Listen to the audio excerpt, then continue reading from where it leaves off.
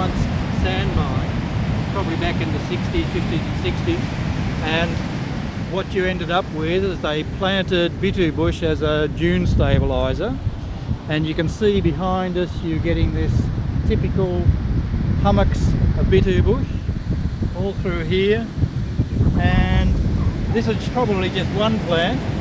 It's very difficult for us to deal with it with these kind of tools because there are many stems. We'd have to cut and paint each one. But the good thing about this one that I'm noticing is that you have a biological control which was released in tip moth larvae, and the tip moth actually chews the centre part of the plant, and you can see this webbing in here, and inside that there is a small grub, and the grub's eating out the tip, which is where the flowers come. And so if you can stop these plants from flowering, then they won't produce seeds. Each Bitou bush can produce 50,000 viable seeds in a year. So as you can see, if you look along here, Bitou bush forever, millions of seeds are being produced. But if we get biological controls like this that can slow it down, it works in our favour, and we've got a chance of controlling it.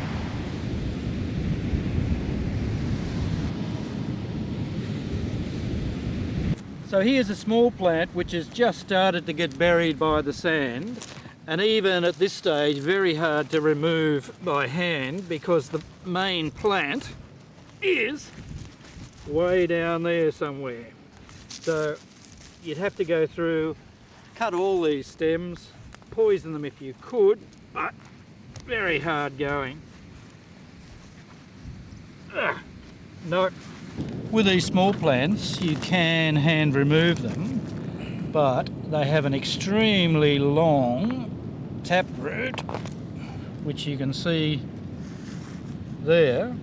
That's going down and getting moisture from lower down, but also it means that the plant can keep growing through as the sand builds up around it. It just keeps growing through it. But that's how this plant can survive so well in these dry sand dunes. You can see here we've got a great example of the number of seedlings that will come up under one plant. 50,000 seedlings per plant are possible, and we've just recently had rain, and here you are, you can see all these seedlings coming up.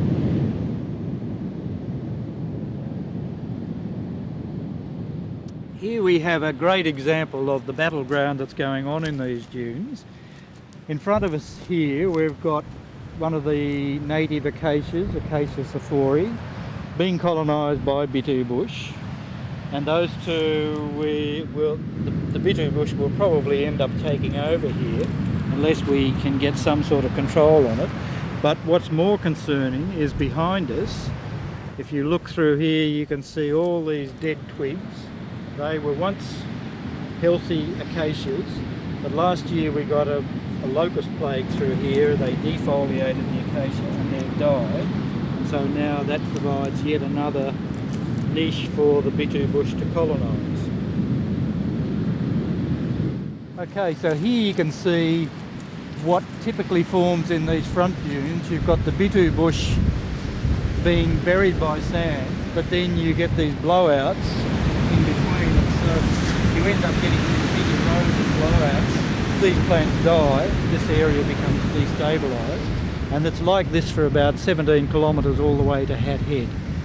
When you go along this way to the lighthouse, we've started working on that area there, and it's quite a different story to here.